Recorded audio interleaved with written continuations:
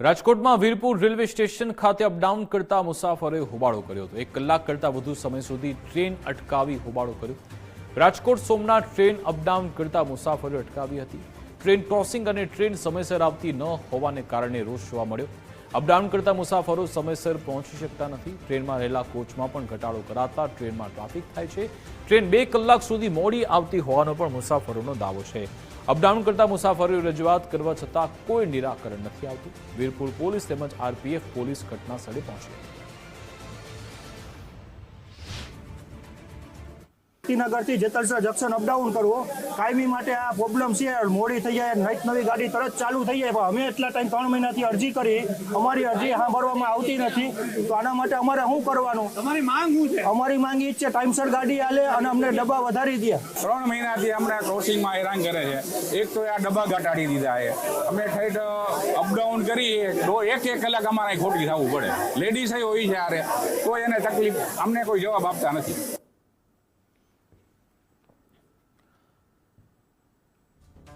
તો train crossing અને train સમયસર આવતી ન હોવાને કારણે અહીંયા તમે જુઓ કે મુસાફરોમાં રોષ જોવા મળ્યો। વીરપુર રેલવે સ્ટેશન ખાતે અપડાઉન કરતા મુસાફરોએ હોબાળો કર્યો હતો।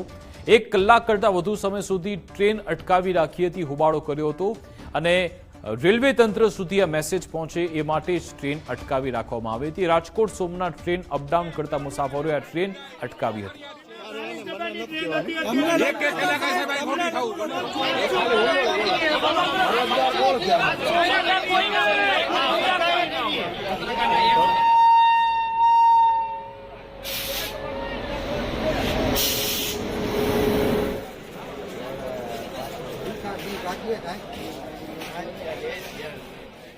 તો અહીંયા ટ્રેન લેટ આવતી હોવાના કારણે જ ભારે હોબાળો થયો હતો અને એ જ મેસેજ પહોંચાડવા માટે ટ્રેન ફરી એકવાર અહીંયા અટકાવવામાં આવી હતી અને જેવા લોકો એકઠા થઈ ગયા, લોકો ઉગ્ર રજૂઆત કરવા લાગ્યા।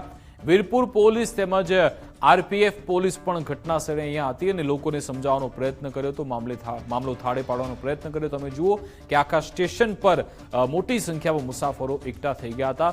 જે લોકો અપડાઉન કરે છે, રોજે રોજ એમનો સમયનો વિલંબ થાય છે, એમનો સમયનો વેડફાટ થાય છે, રોજે રોજ ટ્રેન મોડી આવતી હોવાનો એમનો દાવો છે અને એટલા માટે જે લોકોને જ્યારે ઓફિસ સમયસર પહોંચવાનું હોય ને ટ્રેનની જરૂરિયાત હોય, એવામાં જો ટ્રેન 1 કલાક લેટ થાય તો ઓફિસમાં પણ લેટ થાય, એના કારણે લોકો પરેશાન થઈ રહ્યા છે।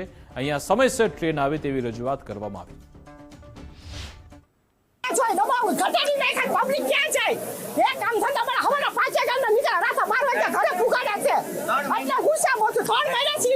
ત્રણ મહિના